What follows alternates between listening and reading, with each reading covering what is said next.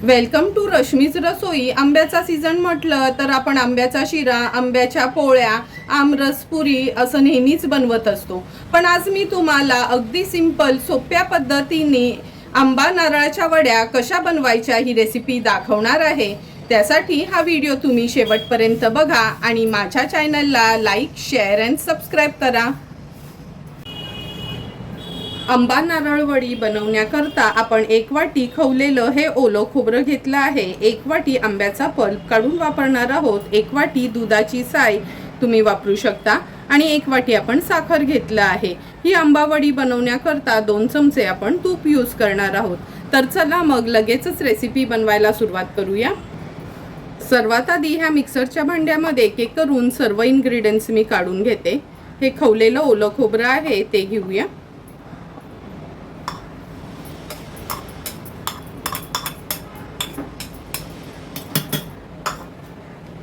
नंतर आंब्याचा पल्प,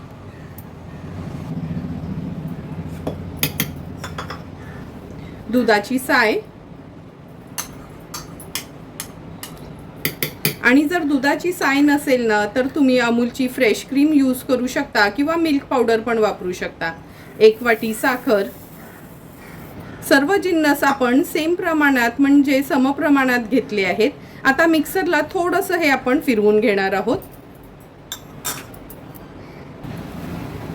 हे बघा, सुंदर असं आपण हे मिश्रण फिरवून घेतलं आहे म्हणजे सर्व वस्तू छान एकजीव होतात। आता लगेचच तुपावर हे आपण परतून घेणार आहोत। त्याकरता मी एक नॉनस्टिकचा पॅन गॅसवर गरम करत ठेवते। पॅन गरम होईपर्यंत मी हा आपला ढोकळ्याचा पॅन घेतला आहे म्हणजे ह्या भांड्याला तूप लावून घेणार आहोत। तुम्हाला हवं असेल तर लाकडी पोळीपाटावर किंवा ताटाला देखील तुम्ही तूप लावून असं घेऊ शकता म्हणजे आपल्याला वड्या पाडायला अगदी सोपं जातं। व्यवस्थित तुपाने ग्रीस करून घेते। हे बघा, तूप लावून हे भांडं पण आपण वड्या पाडण्याकरता तयार केलं आहे।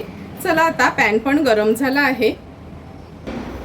पॅन पण आपण व्यवस्थित गरम करून घेतलं आहे। आता 2 चमचे मी तूप घेते। तूप व्यवस्थित पसरून घेऊया आणि सुरुवातीला गॅसची फ्लेम लो करून घेते। आता हे मिश्रण जे आपण एकजीव करून घेतलं आहे ते ऍड करूया ह्या पॅन मध्ये।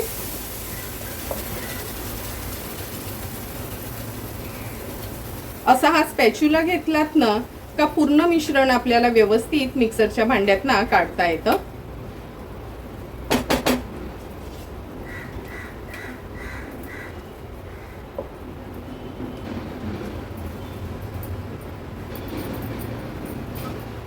आता गॅसची फ्लेम मीडियम वर करून घेते आणि हे मिश्रण व्यवस्थित मिक्स करून घेते। नॉनस्टिकचा पॅन घेतला ना का अगदी कमीत हे मिश्रण चिकटलं जातं पॅनला।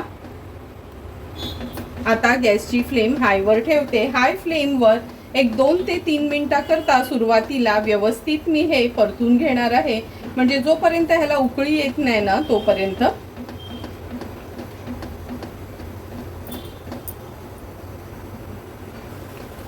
अगदी 2 ते 3 मिनिटं झालेत। हे बघा, आपल्या मिश्रणाला छान उकळी आली आहे। उकळी आली की गॅसची फ्लेम मीडियम वर ठेवायची आहे, नाहीतर हाय फ्लेम ठेवलात ना तर हे बघा ह्याचे असे ना बुडबुडे येतात आणि आपल्या हातावर हा पाक उडला जातो। त्यामुळे मीडियम फ्लेम वर जवळपास 15 ते 20 मिनिटाकरता आपल्याला हे मिक्सचर आहे ना आटवून घ्यायचं आहे। लक्षात ठेवा, कंटिन्यू आपल्याला हे असं स्टर करायचं आहे किंवा ढवळत राहायचं आहे म्हणजे आपलं हे मिश्रण खाली पॅनला लागलं जाणार नाही। आता व्यवस्थित हे मिश्रण मी तयार करून घेते मीडियम फ्लेमवरच। हे बघा, जवळपास 10 ते 12 मिनिटं झालेत। हे मिश्रण आपण असं आटवून घेतलं आहे। मध्ये मध्ये मी गॅस फास्ट करते आणि मध्ये मध्ये स्लोवर ठेवते, कारण का हे मिश्रण जेव्हा आपण आटवून घेतो ना तेव्हा खूप असं उडत राहतं। त्यामुळे मध्ये मध्ये झाकण पण ठेवायचं, नाहीतर ना खूपच जोराचा चटका लागतो त्या आपल्या साखरेच्या पाकामुळे। आता हे मिश्रण आणखीन आपण घट्ट करून घेणार आहोत। जवळपास 15 ते 20 मिनिटं झाले आहेत। तुम्ही बघू शकता हे मिश्रण आपण असं छान मिक्स करून असं आटवून घेतलं आहे। ह्याचा गोळा पण तयार होतो। नॉनस्टिकचा पॅन असेल ना तर मग आपल्या पॅनला हे चिटकत नाही, पण जर ॲल्युमिनियमचा असेल किंवा भिड्याचा असेल तरी त्याला चिकटलं जातं. आता चेक कसं करायचं का आपल्या आंबावड्या बनवण्यासाठी हे मिश्रण तयार झालंय ते मी दाखवते तुम्हाला. सर्व मी एकत्र करून घेते. एकत्र करून झालं का हा छोटासा कालता किंवा चमचा घेतला तरी चालेल. असा हा उभा ठेवला, पडला नाही म्हणजे समजायचं आपलं हे मिश्रण तयार झालं आहे. किंवा हे बघा पॅनच्या साईडला न जसं आपण नारळ वड्या करताना कशी पांढरी परत येते, तसं हे बघा थोडंसं न लाईट येलो कलरची अशी परत यायला लागते. आता हा छोटासा कालता मी काढून घेते. व्यवस्थित हे मिश्रण मिक्स करून घेते. गॅसची फ्लेम स्विच ऑफ करते आणि जोपर्यंत पॅन गरम आहे ना तोपर्यंत हे मिश्रण कंटिन्यू आपल्याला हलवून घ्यायचं आहे. थोडंसं कोमट होईपर्यंत हे हलवून घ्यायचं आहे. एकदम गार व्हायची वाट बघायची नाही आपण.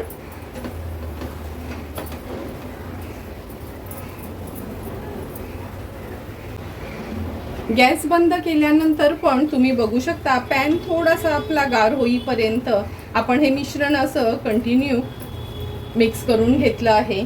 आता मी स्टीलचा चमचा ह्याच्यात थोडा पोक करून दाखवते. हे बघा स्टीलचा चमचा घातला आहे. चमच्याला पण जास्त मिश्रण लागलं नाही म्हणजे समजायचं वड्या थापण्याकरता आपलं हे आंबा नारळाचं मिश्रण तयार झालं आहे. आता हे मिश्रण आहे ना मी लगेचच ज्या भांड्याला आपण तूप लावून घेतलंय ना त्याच्यामध्ये थापून घेते. हे बघा सर्व मिश्रण ह्या तूप लावलेल्या भांड्यात आपण काढून घेऊया. जाड पातळ तुम्हाला कशा वड्या आवडतात ना त्या पद्धतीच्या वड्या आपल्याला थापून घ्यायच्या आहेत. व्यवस्थित पसरवून घेते. तुम्ही बघू शकता हे बघा कसं छान तूप सुटलं आहे आपल्या ह्या मिश्रणाला.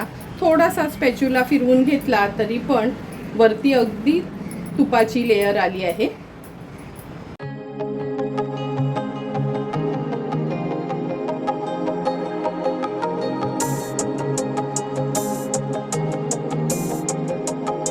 हे बघा हे मिश्रण व्यवस्थित आपण थापून घेतलं आहे. आता गरम असतानाच ना काठ ह्याचे हे बघा असे मी मोकळे करून घेते. तुम्ही बघू शकता अगदी तुपा भरलेलं असल्यामुळे आपल्याला हवं तसं आपण हे मोकळं करू शकतो. आता ह्याच्या वड्या पाडून घेऊया आपण. लहान मोठ्या तुम्हाला कशा आवडतात त्या पद्धतीच्या वड्या आपण ह्याच्या पाडून घेणार आहोत.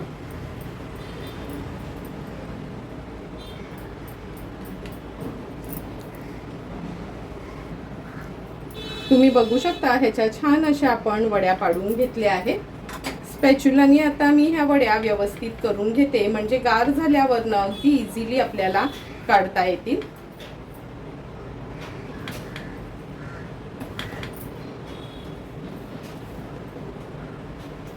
आता जवळपास 2 ते 3 तासासाठी किंवा पूर्ण हे मिश्रण गार होईपर्यंत आपण असंच ठेवायचं आहे. पूर्ण अगदी रूम टेम्परेचरला आल्यानंतरच ह्या वड्या आपण मोकळ्या करून घेणार आहोत. 1-2 ते 3 तास झाले आहेत. ह्या आंबावडी आपण सेट करायला ठेवल्या होत्या त्या एकदम गार झाल्या आहेत आणि व्यवस्थित मोकळ्या झालेल्या पण दिसतायत. आता आपण ह्या मोकळ्या करून घेऊया. हा कालता घेते आणि हे बघा किती इझिली ह्या आंबावडी निघतायत. थोड्याही आपल्या ह्या ट्रेला चिकटल्या गेल्यात नाही. तुम्ही बघू शकता सारण पण ट्रेला थोडंही चिकटलं नाही आणि अगदी हाताने अशा आपल्याला ह्या मोकळ्या मोकळ्या करता येतात. आता ह्या तयार झालेल्या आंबावड्या मी एका सर्विंग प्लेटमध्ये सर्व करून घेते. सुंदर अशा तयार झालेल्या नारळ आणि आंबावडी आपण ह्या सर्विंग प्लेटमध्ये सर्व करून घेतोय. अगदी सिंपल सोप्या पद्धतीने मी तुम्हाला ह्या आंबा आणि नारळाच्या वड्या कशा बनवायच्या ही रेसिपी दाखवली आहे. तुम्हाला पण जर मी बनवलेल्या ह्या आंबा आणि नारळाच्या वडीची रेसिपी आवडली असेल तर नक्की तुम्ही माझ्या पद्धतीने एकदा तरी ह्या वड्या घरी ट्राय करा आणि मला कमेंट करून सांगा की तुम्ही बनवलेल्या ह्या आंबा नारळ वडी कशा झाल्यात ते. जर तुम्हाला मी बनवलेल्या ह्या आंबा नारळ वडीची रेसिपी आवडली असेल तर नक्की माझ्या चॅनलला तुम्ही लाईक, शेअर अँड सबस्क्राईब करा. Thank you for watching my video.